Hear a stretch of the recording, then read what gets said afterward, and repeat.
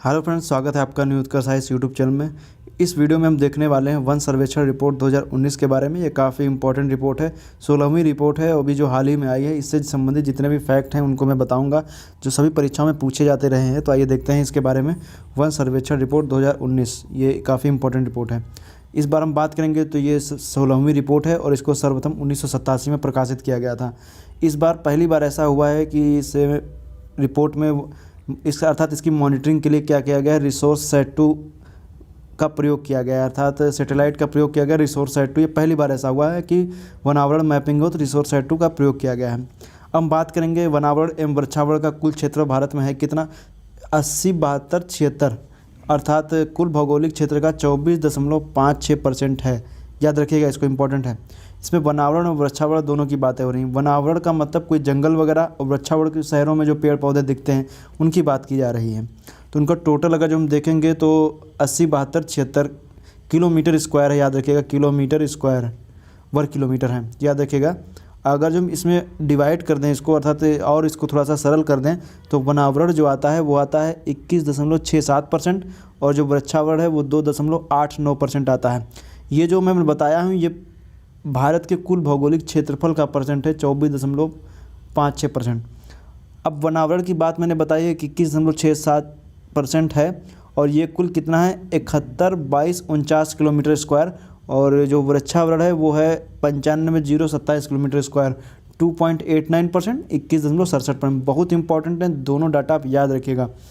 दूसरी बात करेंगे, अगर जो वृद्धि हुई है, वृद्धि की अगर जो हम बात करें तो वनावरण जो है, जो 2017 की रिपोर्ट, हर 2 वर्षों में आती है रिपोर्ट, 2017 की रिपोर्ट की बात करेंगे तो इस बार वनावरण में जो वृद्धि हुई है वो हुई है 3,976 किलोमीटर स्क्वायर और वृक्षावरण में 1,212 किलोमीटर स्क्वायर की वृद्धि हुई है। और जो कुल वृद्धि हुई, दोनों को जोड़ दीजिए, 5,188 किलोमीटर स्क्वायर की कुल वृद्धि हुई है वनावरण और वृक्षावरण दोनों की 2017 की रिपोर्ट की तुलना में। अब हम बात करेंगे सर्वाधिक वनों की बात करेंगे। सभी फैक्ट जितने भी, सभी को मैं फैक्ट लेके आऊँ जो परीक्षा की दृष्टि से ही इम्पोर्टेंट है। सर्वाधिक वनों की बात करेंगे तो प्रतिशतता के आधार पर वन और क्षेत्रफल की दृष्टि से वन। तो सर्वाधिक वनों की बात करेंगे तो प्रतिशतता के आधार पर सर्वाधिक वन जो पाए जाते हैं वो लक्षद्वीप में पाए जाते हैं, इंपॉर्टेंट है। प्रतिशतता का मतलब ये है कि मान लीजिए ये कोई क्षेत्र है और इस क्षेत्रों में हम देखेंगे तो इसका जो परसेंटेज वाइज, जैसे मान लीजिए 90% है, 80% है, तो ये वाला इस क्षेत्र में वन हो। और क्षेत्रफल का मतलब क्या है, जैसे कोई बड़ा क्षेत्र है उसमें उस क्षेत्रफल की दृष्टि से टोटल इसमें वो वन हो, परसेंटेज की दृष्टि से ना हो, क्षेत्रफल की दृष्टि से हो। तो याद रखिएगा। अर्थात जो लक्षद्वीप है उसका जो कुल एरिया है उसका 90.33% क्या है, उसमें वन पाए जाते हैं। मिजोरम में दूसरे नंबर पर है। मिजोरम की बात करेंगे तो 85.41% है, याद रखिएगा, ये मिजोरम का डाटा है। अंडमान निकोबार में 81.74% है। तो तीनों याद रखिएगा। अगर जो पर्टिकुलर राज्य की बात करें तो मिजोरम है, अगर जो किसी सिर्फ राज्य या कुछ भी बात नहीं करता है, ऑप्शन दिए हुए हैं, तो लक्षद्वीप है। क्षेत्रफल की दृष्टि से हम बात करेंगे तो सर्वाधिक वन जो हैं वो मध्य प्रदेश में है, फिर दूसरे नंबर पर अरुणाचल है, तीसरे नंबर पर छत्तीसगढ़ है। एरिया आप याद करने की ज़रूरत नहीं है, आप सिर्फ इतना याद रखिए कहाँ कहाँ पे हैं। अब बात करेंगे वृक्षावरण की। सर्वाधिक वृक्षावरण की बात करेंगे तो प्रतिशतता के आधार पर चंडीगढ़ में है, फिर दिल्ली में है, फिर केरल में है।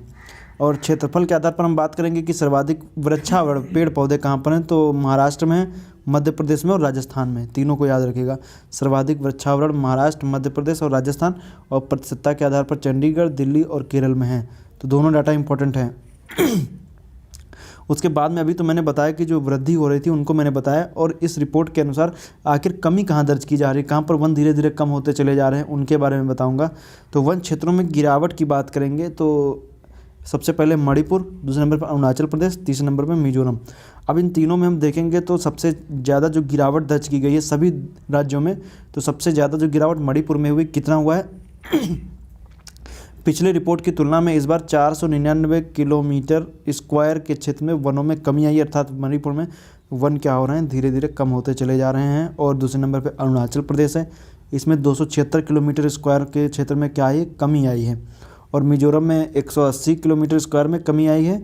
इन तीनों को याद रखिएगा। और सर्वाधिक प्रतिशतता के आधार पर वन राज्यों में मिजोरम में, ये भी डाटा इंपॉर्टेंट है। अब हम बात करते हैं आर्द्र भूमियों की, अर्थात वेटलैंड के बारे में। सर्वाधिक आर्द्र भूमि कहाँ पाई जाती हैं? सर्वाधिक आर्द्र भूमि की हम बात करें तो सर्वाधिक आर्द्र भूमि पाई जाती हैं गुजरात में, दूसरे नंबर पश्चिम बंगाल में। इससे पहले मैंने एक वेटलैंड पे वीडियो बनाया है, उसमें मैंने इसके बारे में बताया था। तो याद रखिएगा, अगर जो भारत में कुल आर्द्र भूमियों की बात करें तो 62,466 किलोमीटर स्क्वायर 62,466 आर्द्र भूमियाँ हैं, जो वनों का कुल 3.83% हैं। ये भी डाटा इंपॉर्टेंट है। खैर, आर्द्र भूमि याद रखिएगा, अभी कुल नई 10 आर्द्र भूमियों को भारत की रामसर भूमि के अंतर्गत शामिल किया गया है। उन 10 के नाम आप याद रखिएगा, परीक्षाओं में उससे प्रश्न आपसे पूछे जा सकते हैं। फिर हम बात करेंगे मैंग्रोव वनस्पतियों की, ये भी डाटा इंपॉर्टेंट है। मैंग्रोव, कुल मैंग्रोव कितने हैं? 4,975 किलोमीटर स्क्वायर। वृद्धि की बात करेंगे तो पिछली अर्थात 2017 की रिपोर्ट की तुलना में इस बार वृद्धि जो हुई है 54 किलोमीटर स्क्वायर की हुई है पिछली रिपोर्ट की तुलना में। लेकिन जो मैंग्रोव वन है, इनकी अगर जो हम बात करेंगे शीर्ष राज्यों की, अर्थात कहाँ पर सबसे ज़्यादा मैंग्रोव वन है, तो उसमें हम देखेंगे तो सबसे ज़्यादा मैंग्रोव वन 21 पश्चिम बंगाल में है, 2121 किलोमीटर स्क्वायर के एरिया में। फिर उसके बाद नाम आता है गुजरात का, गुजरात के बाद नाम आता है अंडमान निकोबार का। इन तीनों को याद रखिएगा। सिर्फ अगर जो केंद्र शासित प्रदेश की बात करें तो अंडमान निकोबार है, और कुछ ना पूछे राज्यों की बात करें तो फिर पश्चिम बंगाल है। परीक्षा में प्रश्न जैसा है उसी हिसाब से आप समझ सकते हैं। लेकिन इन सब की तुलना में अगर हम देखेंगे तो सबसे ज़्यादा जो मैंग्रोव में किसी ज़िले में देखने को मिलते हैं तो दक्षिणी 24वीं परगना पश्चिम बंगाल का, जो पश्चिम बंगाल में 2121 किलोमीटर स्क्वायर है। सिर्फ दक्षिणी परगना में ही 2088 किलोमीटर स्क्वायर में क्या है, ये वन पाए जाते हैं, मैंग्रोव वन। मैंग्रोव वन को आप याद रखिएगा, काफ़ी इंपॉर्टेंट है। अर्थात भारत में सबसे ज़्यादा किस जिले में मैंग्रोव वन पाए जाते हैं, तो दक्षिणी 24वीं परगना पश्चिम बंगाल में है। अब हम बात करेंगे कुछ यूपी के डाटा के बारे में। यूपी की बात करेंगे तो उत्तर प्रदेश में कुल वन आवरण जो है वो कितना है, 14,806 किलोमीटर स्क्वायर, जो कुल भौगोलिक क्षेत्रफल का 6.15% है। तो याद रखिए कुल वन आवरण कितना है, 14,806। दोनों इंपॉर्टेंट है, याद रखिएगा। अब हम बात करेंगे कुछ क्षेत्रफल की दृष्टि से वन कहाँ पर है। तो क्षेत्रफल की दृष्टि से अगर हम वनों की बात करेंगे तो क्षेत्रफल की दृष्टि से सर्वाधिक वन कहाँ है, सोनभद्र में है, सोनभद्र। और यूपी का एकमात्र ऐसा जिला जो कितने राज्यों से सीमा बनाता है, 4 से बनाता है। कौन कौन से हैं, बिहार है, झारखंड है, छत्तीसगढ़ है, मध्य प्रदेश है। 4 राज्यों से सीमा बनाता है। और दूसरे नंबर फिर लखीमपुर, फिर मिर्ज़ापुर। ये क्षेत्रफल की दृष्टि से मैं बात कर रहा हूँ। और न्यूनतम की बात करेंगे क्षेत्रफल की दृष्टि से तो संत रविदास नगर, मऊ और मैनपुरी। डाटा कुछ बदल गया है, आप देख लीजिएगा। जो मैंने बताया यही आप याद रखिएगा, ये डाटा पिछली बार की रिपोर्ट की तुलना में बदल गया है। संत रविदास नगर, मऊ और मैनपुरी, ये 2019 की रिपोर्ट के आधार पर है। यही डाटा है, इसको आप याद रखिएगा। अगले जब 2021 की रिपोर्ट आएगी तब तक यही डाटा रहेगा। फिर हम बात करेंगे प्रतिशत की दृष्टि से। न्यूनतम वनों की बात करें प्रतिशत की दृष्टि से, वन सबसे सर्वाधिक कहाँ है, न्यूनतम कहाँ। सर्वाधिक की बात करेंगे तो सोनभद्र में है, दूसरे नंबर पर चंदौली है, तीसरे नंबर पर पीलीभीत है। ये है सर्वाधिक वनों की बात करेंगे। न्यूनतम की बात करेंगे तो संत रविदास नगर है, मैनपुरी है और देवरिया है।